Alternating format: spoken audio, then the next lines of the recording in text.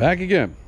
We have the rear platform section flooring completely stripped out. All that's left is the frame. Let's go ahead and have a look so you guys can see what we're doing here.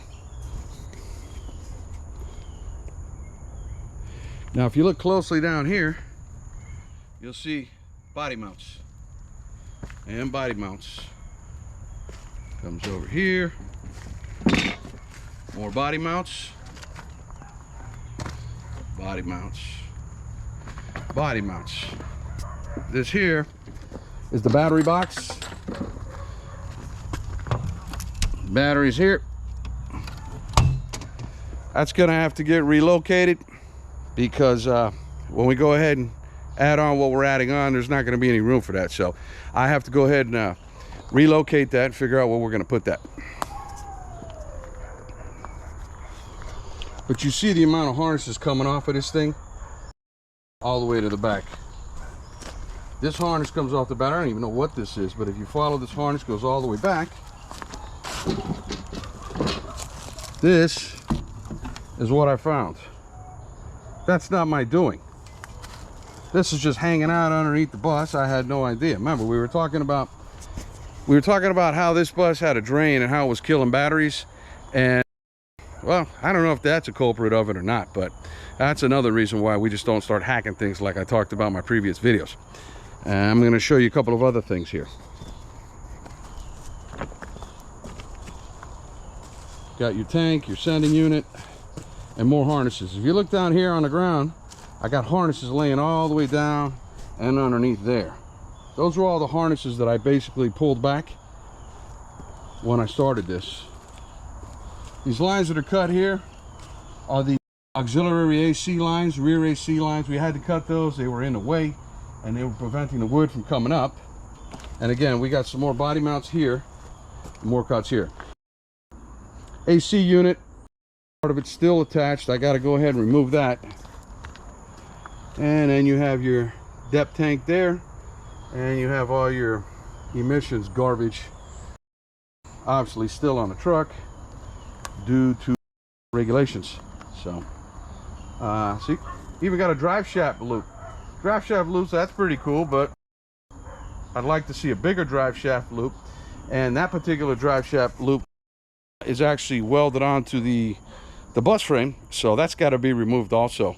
We'll go ahead and get rid of that, and I'll probably set this truck up with an additional drive shaft loop just to be on the safe side, so that when I start pushing it to its limits, if there is an issue with the drive shaft or the joints or anything like that, that this thing doesn't go all nuts, and if I break a joint, that it's flopping all over the place, making a mess and creating additional damage. So we don't want that to happen. So yeah, I'll definitely be most likely adding a drive shaft loop too. So this is basically where we're at. This harness keeps coming up all the way up over here, as you can see.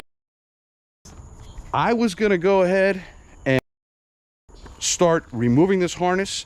The problem is right here, if you look at this harness, it follows up and it ties in all the way in here, ties into here, and then it's actually coming around, and part of this harness goes to the sending unit or fuel tank. Now, I'm not exactly sure why the electronics that were added to this for the bus conversion have anything to do with the fuel sending unit. I don't know if there's an extra buzzer or an indicator, something like that, for the driver to let them know when they're about to run out of fuel that you know, the manufacturer didn't have a good enough one for them or something. I don't know, but unfortunately, due to the fact that it's actually tied into the harness, if I go ahead and delete that now, I'm liable to have an issue with the truck. So unfortunately, I'm going to have to chop this harness up and little by little get to the bottom of it and find out exactly where the original harness went to, because this is definitely not the original. I mean, look at all this.